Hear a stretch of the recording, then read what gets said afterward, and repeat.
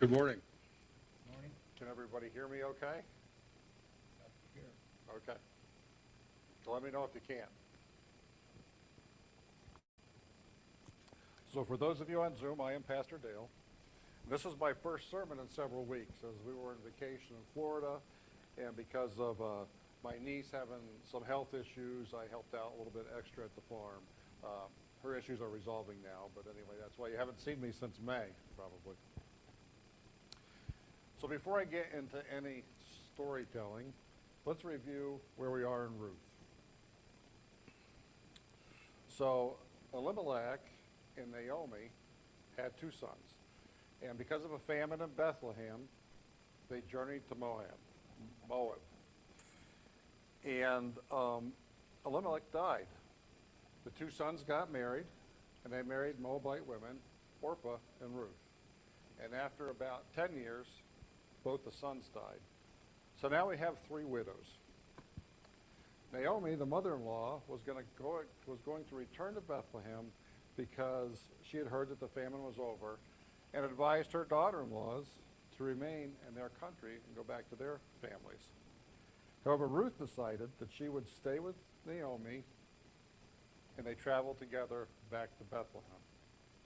And for our text this morning, Naomi and Ruth have arrived in Bethlehem during the beginning of the barley harvest. And Ruth goes out and participates in the harvest that just so happens to be on the property of Boaz. Okay, so before we start looking at Boaz, I have to share with you this new filter that I have that all my study seems to go through. And the prayer meeting people probably know this already. Many weeks ago in Sunday school, the lectionary text we were studying was Isaiah 49. And we took turns reading that around the room. And I'm going to go ahead and read three verses starting in verse 8 out of Isaiah 49. This is what the Lord says. In the time of my favor, I will answer you. And in the day of salvation, I will help you. I will keep you and will make you to be a covenant for the people, to restore the land and to reassign its desolate inheritances, to say to the captives, come out, and to those in darkness, be free. They will feed beside the roads and find pasture on every barren hill. They will neither hunger nor thirst, nor will the desert heat or the sun beat down on them. He who has compassion on them will guide them and lead them beside springs of water. I will turn all my mountains into roads, and my highways will be raised up. So this picture of a mountain road really resonated with me. A road prepared for those who follow God. A road with a defined destination. A road that overcomes obstacles. A road with a purpose. And as I rolled this around in my head, a certain mountain path came to mind. And this path in my head wound through this rocky ridge and ledges and was set against a dark, stormy sky. And then I remember why this picture was in my head. Years ago, on my Florida trip, I read a book that my mother gave me. This book was called The Grizzly King, and it was written in 1916 by James Oliver Curwood. It's a story about a couple of hunters venturing into the remote Canadian Rockies hunting grizzly bear. And this book did a great job of describing both the external and the internal journeys of the hunters and the animals throughout the hunt. All of this while describing the summer and fall seasonal happenings hundreds of miles deep in the terrain of northwestern Canada. And I just got lost in this book, right? It checked all the boxes for me. Hunting, frontier, survival, weather. And what develops as the main character of the hunt is a grizzly bear that the author names Thor. And he is described as follows. In his sheer size and supremacy, the great bear is compared to the mountains, both remaining unrivaled in the valleys as they were in the skies, and having come down out of the ages. So through this mountainous backdrop, the author takes us on a few other journeys. Thor, the king of his domain, now is starting to feel uneasy as he senses the new smell of hunters and their dogs. We learn about Thor's instinctive behaviors, his mating rituals, and his violent territorial encounters. And through all this, Thor seems to develop a soft spot for an orphaned brown bear cub that tags along. And this new emotion confuses him as he pushes to stay ahead of the hunters. The hunters, Jim and Bruce, are highly efficient with their horses, their hounds, their supplies, their tents. And being fully enveloped in this mountainous ecosystem gradually makes them question their role in this grand creation. Everybody in this story seems to be going through some kind of transformation, which I as well did as I read it. So great, right? What does this have to do with Boaz or Ruth or this mountain road talked about in Isaiah? Thor, the great bear, traverses from region to region, sometimes using a surprising thoroughfare that cuts right through the most seemingly impassable fields of boulders and ledges. This pathway through this mountainous rubble, the author refers to as the Bighorn Highway. And this is the description from the book. Thor rounded a corner and the path appeared. The path was perhaps 18 inches wide. It was unusual and mysterious looking, and strangely out of place where it was. It looked as though an army of workmen had come along with hammers and had broken up tons of sandstone and slate, and then filled in between the boulders with rubble, making a smooth and narrow road that in places was ground to the fineness of powder and the hardness of cement. But instead of hammers, the hooves of 100 or perhaps 1,000 generations of mountain sheep had made the trail. It was the sheep path over the range. The first band of bighorn may have blazed away long before Columbus discovered America. Surely it had taken a great many years for hooves to make that smooth road among the rocks. So I invite you to think about whatever your idea is of God's mountain highway as described in Isaiah. It could be a hiking trail. Like for my Sullivan County friends, it might be somewhere between McCarty Road and the Oil Sock Trail, or Ogadonia Road, or Dry Run Road, right? For the motorists, my and Emma's favorite on the motorcycle is Route 94 coming down from Mount Holly Springs to York Springs, coming through the orchards. But I want you to keep your roads and their characteristics for you in mind as we start talking about Boaz, okay?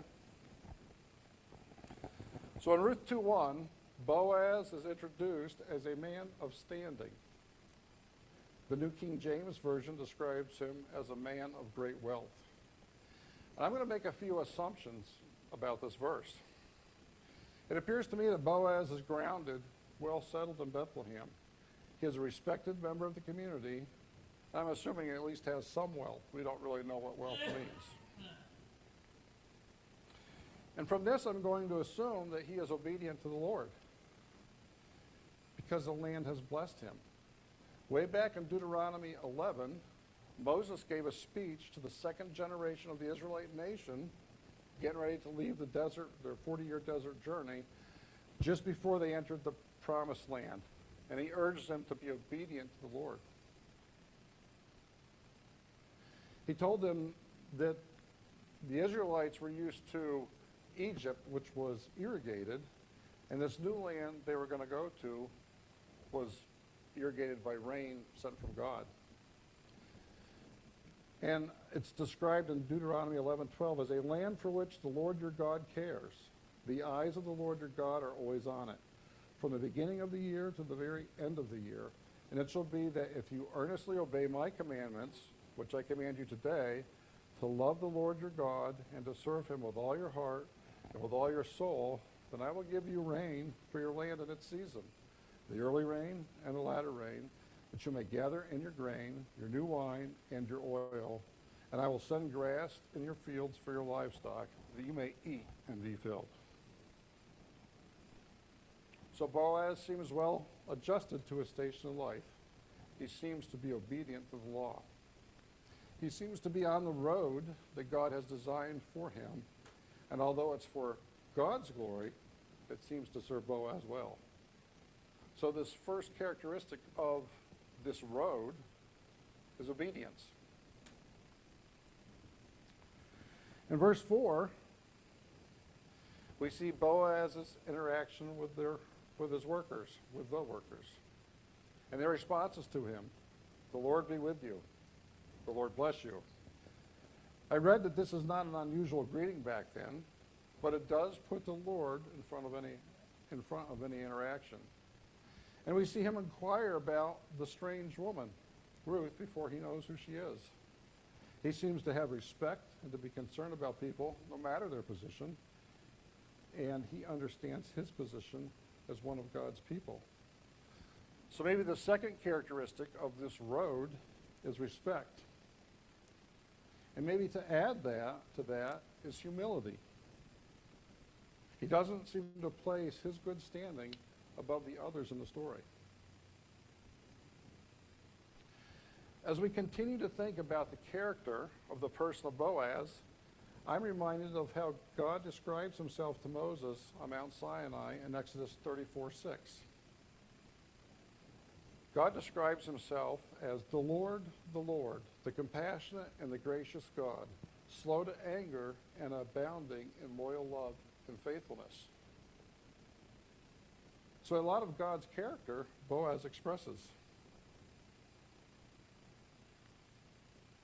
So might we say another character of this mountain path or this mountain road is reflecting God's character. In the remaining verses, 8 through 12, Boaz knows who Ruth is impressed by her character. You know, compassion, her grace, her loyal love, her faithfulness that's focused on Naomi. So could this be yet another clue of what this road looks like that God designed for us? Recognizing God's character. With Ruth, he affirms, he provides, and he protects. There are a few other things that I noticed that are beyond our readings in chapter 2. Boaz is considered a guardian redeemer for Elimelech's family.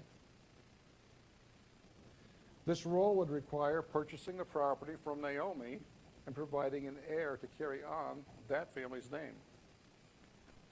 Now, we don't know what Boaz thinks about this, but I would say he's either okay with it or excited about it. He doesn't seem to be avoiding it.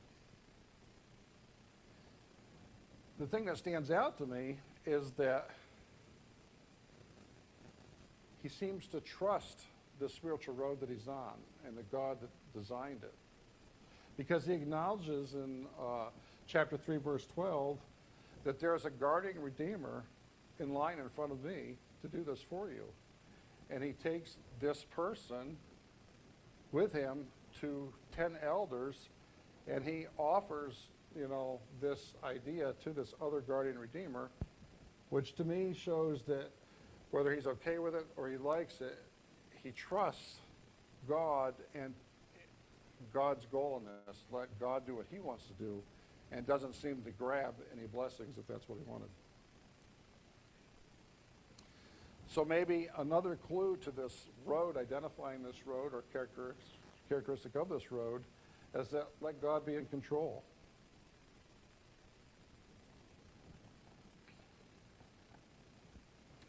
As you finish up looking at the characteristics of Boaz and the road he seems to travel, there's some more observations.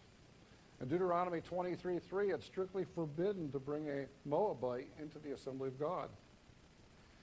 In doing some research on this rule, its intention was not to corrupt the worship of God with the worship of other things.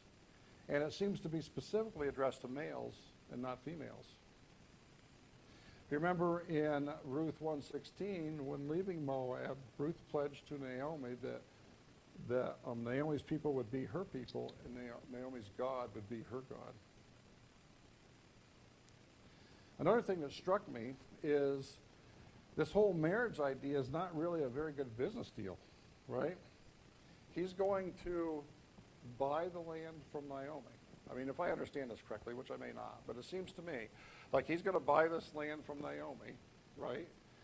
He's going to have a child with that line, and then the land that he bought goes to that child, okay? So he just used his family's resources to help nurture another family, okay? So, just give me a minute here. So we know that this union was blessed because from this, it eventually led to King David and to Jesus.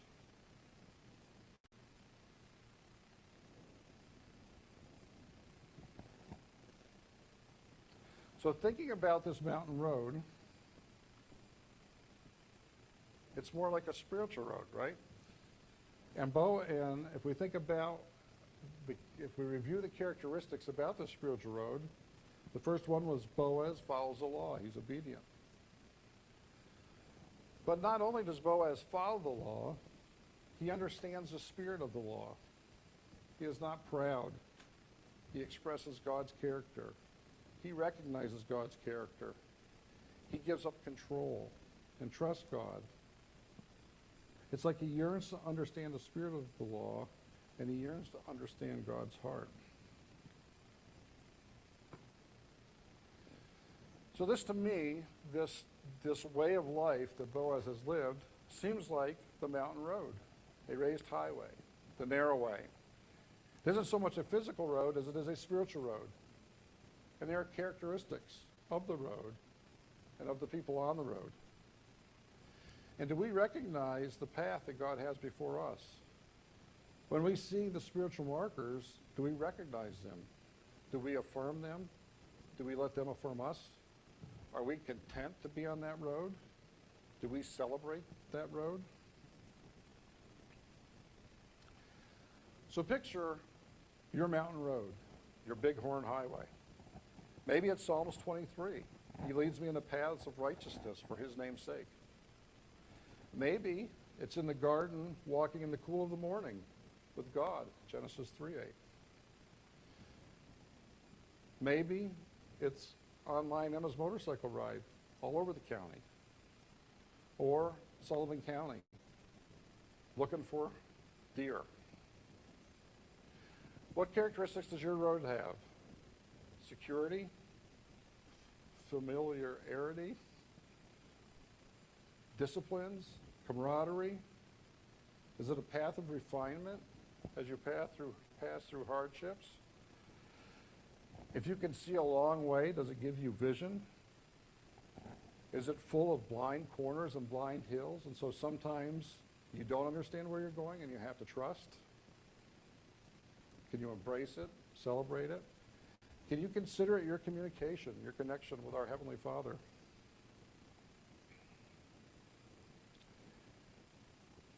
And remember, each of us are somewhere on this road, and we're all transforming, being prepared as we near our final destination, eternity with Christ. I will turn all my mountains into roads, and my highways will be raised up. Thank you.